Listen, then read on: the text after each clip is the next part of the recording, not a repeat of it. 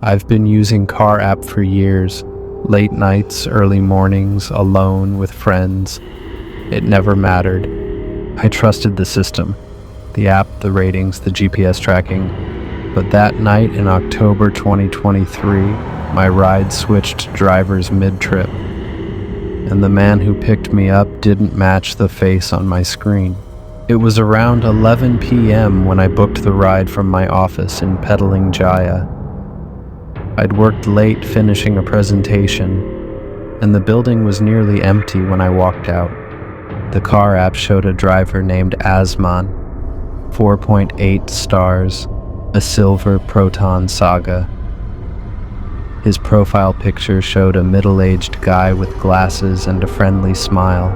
Estimated arrival, 3 minutes. I stood under the streetlight near the lobby entrance, scrolling through my phone, waiting. When the car pulled up, I didn't look twice. Silver Proton Saga, correct plate number. I got in the back seat, said hello, and locked my seatbelt. The driver nodded but didn't say anything. That should have been my first warning. About 5 minutes into the ride, I glanced at my phone to check the route. That's when I noticed it. The app had refreshed. The driver's name was no longer Asman. It now said Rashid. Different face. Younger guy, no glasses, sharper features. I stared at the screen, confused. I looked up at the rearview mirror to see the driver's face. He was wearing a cap pulled low, and the interior light was off. I couldn't make out his features clearly. My stomach tightened. I leaned forward slightly and asked, "Sorry, are you Asman or Rashid?" He didn't answer, just kept driving. His phone was mounted on the dashboard, and I could see the car driver app was open, but the screen was angled away from me. I sat back, telling myself it was a glitch. Maybe the app reassigned the ride. Maybe Asman passed it to a friend. It happens, right? Then the route changed. We were supposed to stay on the federal highway toward my apartment in Subang Jaya, but instead the car took an exit I didn't recognize. The road narrowed. Streetlights became sparse. I checked my phone again. The GPS dot was moving, but the estimated arrival time kept increasing. 12 minutes. 15 minutes. 18 minutes. I cleared my throat and said, "Excuse me, I think you missed the turn." He still didn't respond. But this time his phone buzzed. He answered it immediately, speaking in a low voice, not Malay, not English. It sounded like a dialect I couldn't place. If that story sent a chill down your spine, or if you've ever felt that presence in the dark, please hit the like button. It truly helps the channel grow and tells me you want more stories like this. But what made my skin crawl was the tone, short, clipped, like he was confirming something. He said a series of numbers. Then he said a word that sounded like sampai. Arrived. My hands went cold. I tried the door handle. Casual. Like I was just adjusting my position. It didn't open. I pulled again. Nothing. The child lock was on. I looked at the window controls. They were disabled from the driver's side. My heart started pounding. I forced myself to stay calm. I opened the car app and hit the emergency button. It asked me to confirm. I pressed yes. Then I texted my roommate. "In car app, something's wrong, sending you live location." I didn't wait for a reply. I looked out the window.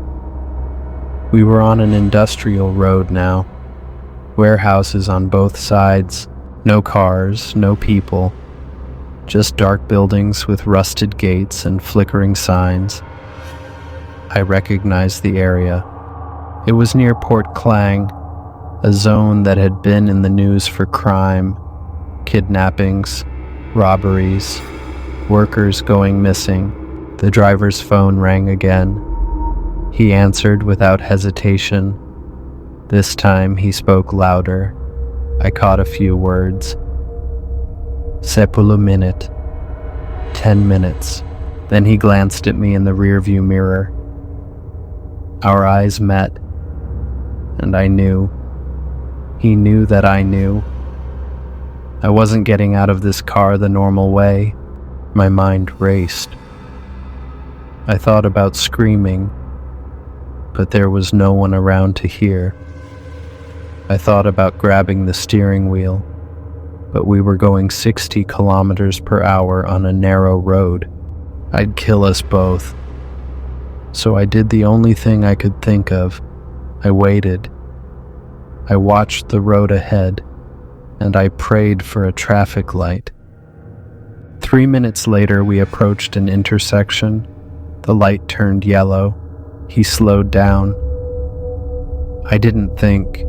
I yanked the door handle with both hands and slammed my shoulder into the door. It didn't budge, but I kept pulling, harder, twisting the handle. Something clicked. The lock mechanism gave way. The door flew open. I threw myself out onto the asphalt. I hit the ground hard, rolled twice, and scrambled to my feet. My knee was bleeding. My phone was still in my hand. I ran. I didn't look back. I ran toward a row of shop houses about 200 meters away. I heard the car door slam behind me. I heard the engine rev. But I didn't stop. I reached the shops, pounded on a metal shutter, screaming for help. A security guard came out. I was shaking so hard I could barely speak. The next morning I called car app support. I wanted answers. I wanted that driver reported, arrested, investigated. The support agent put me on hold for 10 minutes. When she came back, her voice was confused. She said, "Miss, according to our system, your ride was canceled at 11:03 p.m. No driver ever picked you up." I argued. I showed them my texts, my emergency alert, my location history. They escalated it. 2 days later, they called back. The account that accepted my ride? It had been deactivated hours before I booked. The car? Not registered under any Malaysian car app driver, and the dashcam footage I requested from their safety team, it didn't exist. Because officially, I was never in that car. I still use car app, but now I check the driver's face before I get in. I check the door locks, and I never ever ride alone at night. Because whoever that man was, he's still out there. And the app says he was never real.